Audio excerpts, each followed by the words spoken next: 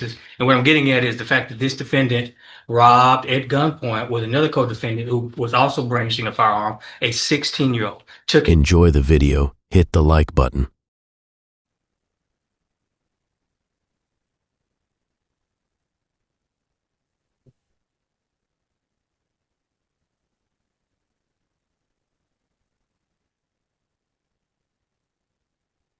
Good morning. Are you Paul Jackson? Yes, ma'am. And this is cause number 26 DCCR 0112. Mr. Jackson was previously in court, entered a plea of guilty to aggravated robbery. There was no agreement in this case. I've received the pre-sentence report. Have you both had an opportunity to review that report? We have, Your Honor. Stay ahead, Judge. Are there any additions or corrections? Not from the defense. Not from the state, Judge. All right, Mr. Rojas, you may proceed. Thank you, Your Honor. I realize, Judge, we've got a problem with guns in this county, and more specifically in the city.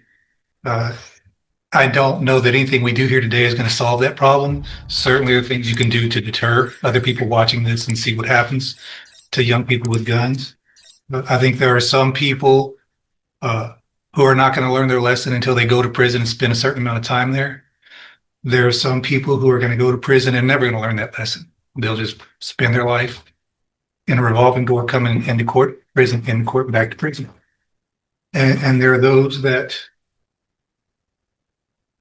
for whatever reason, the circumstances they find themselves in their life, they make bad decisions, make mistakes, and are deserving of a second chance. And I think that's the category we find Paul in this morning, Judge. I think if you look at the letters that were written on his behalf, he was raised by his mother and his grandmother. He lost his mother. I think he was 15 when she passed away. His life went into a downward spiral from there. Just lost hope. Didn't see any reason for continuing on. Got involved with some bad people, and made some bad decisions. But I don't think that those decisions or what he's done in his life on that one day are irreversible. I don't think that's something that should cause him to go to prison for a certain amount of time and have a felony conviction on his record and come out possibly worse than he is today. As far as the incident reports, all the incident reports that are negative happened prior to the plea. I think there's an incident report that happened recently that I think he hurt his knee or something else. Yeah. That's nothing bad against him, I don't believe.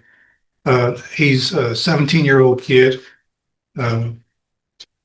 If he's allowed to be out on probation, he's going to go back and live with his grandmother. He's got a good support system. You can see from the letters. He's got family that'll help him out. I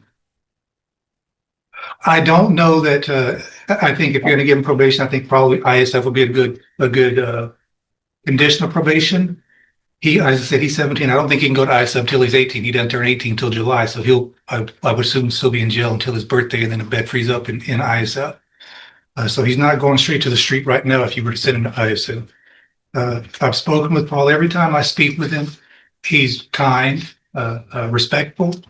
I just really think this is a kid who made a bad decision on that one day, and I don't want that to ruin his life.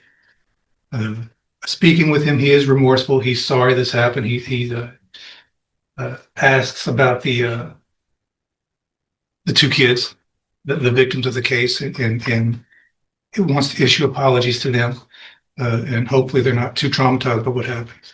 But again, Judge, he's just asking for a chance, and I really think he deserves a chance. This is a kid that doesn't need to go to prison. If you look at his life before his mom passed away, apparently he was doing good in school. Once mom passed away, he started missing school and had to go to a different education place, and so he just had a traumatic event in his life, and his life took 180-degree turn from there. But I think it's something that can be reversed, and he's just hoping that you give him a chance to do that. All right, thank you. Your Honor, you know where I stand on these kind of cases, so I won't belabor that. But what I will do is point out what I consider to be aggravating factors in this case, Judge. And despite Mr. Rojas's argument as to what mitigation there is in this case. I believe the aggravating circumstances outweigh any mitigating circumstances. And what I'm getting at is the fact that this defendant robbed at gunpoint with another co-defendant who was also brandishing a firearm, a 16-year-old, took his iPhone in front of that 16-year-old's 5-year-old niece, Judge. Can you imagine the trauma to that 5-year-old to watch her 16-year-old uncle get robbed at gunpoint, Judge? And with regard to the firearm that this defendant used, it was a P80, Your Honor, for the courts, in case you're not familiar with that, polymer 80 firearm that comes in a firearm kit that is partially complete. Doesn't take much to make it a functioning firearm. The thing about that is the ATF calls those guns ghost guns because they have no serial number. I submit to the court, what does a defendant, in this case, a 17-year-old defendant, need with a firearm that does not have a serial number, Judge? So for those reasons, I say that any mitigating circumstances are outweighed by those aggravating circumstances that I just referenced. And I'd ask the court to sentence this defendant in accordance with your sentences in other similarly situated cases, Judge. Thank you. Thank you, Mr. Coleman.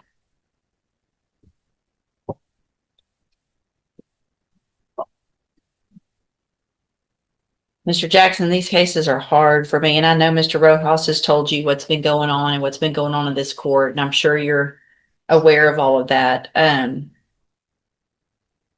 find your case a little bit different than some, but not the guns are the biggest concern for me and for everyone, and the using them in a way like it's no big deal and everybody having them at 15, 16, 14, whatever. I appreciate the fact also, though, that you've never been in trouble. As a juvenile, you've never been in our system. You figured out real quick that you need to follow the rules in jail, because I'm sure word got out there people are talking about the fact that is something that really affects me and what I do. And so I appreciate the fact that you've gotten your act together out there. And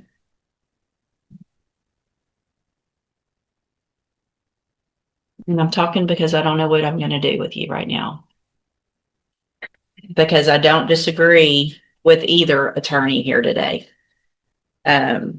And that puts me in a position where I've got my job is two things. Is one more than that, really. One is to protect our community. Another is to punish. Another is to rehabilitate. It's something where I have to potentially take chances that makes me sometimes uncomfortable.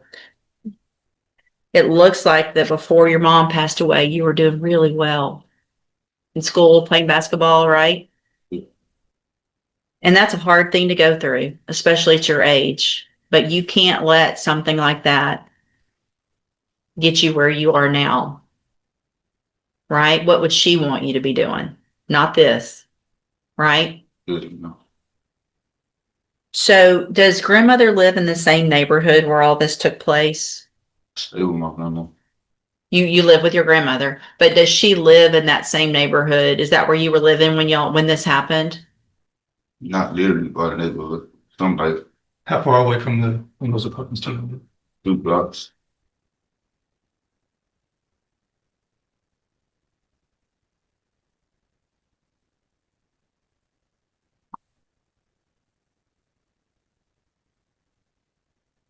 Do you have anything you want to tell me?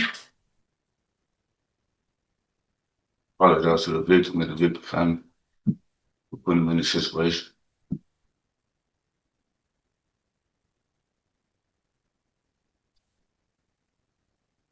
All right, here's what I'm going to do, Mr. Jackson, and I hope that you don't make me regret this, because here's what's going to happen. I'm going to give you a probation. There's going to be all kinds of conditions on this probation. And because there was no agreement, the type of probation that I'm going to give you means that if you violate it, I'm going to have the entire punishment range which is between 5 years and up to the rest of your life. You understand that punishment range? Yes, ma'am. I can tell you this, today, if I had sent you to prison, probably would have been in the 15, 20-year range. If you're back in here after I give you this opportunity, it's not going to be that. Yes, ma'am. I can't tell you what it'll be. I don't know. It'll depend on what all's going on. But if you go out there and make me look like a fool for giving you an opportunity, it's not going to go well. You understand that? Yes. I want you to succeed. You've got family here. They want you to succeed. So what I'm going to do is find that you entered your plea of guilty freely and voluntarily. Find sufficient evidence to find you guilty. However, I'm going to defer all proceedings. You will be on probation, on a deferred probation for 10 years. Yes. I'm going to order a $500 fine. I'm also going to order that you serve 3 months upfront time. And so after that 3 months in our county jail, you will then be ordered to enter and successfully complete the cognitive track of the ISF program. And let me tell you what that program's for. It is to help you make better decisions. You need to pay attention there. You're still young and your life is going to be very different. You're not going to be able to do everything that your buddies are doing. You're going to have to follow these rules, because if you don't follow the rules, you're going to go to prison. They may or may not.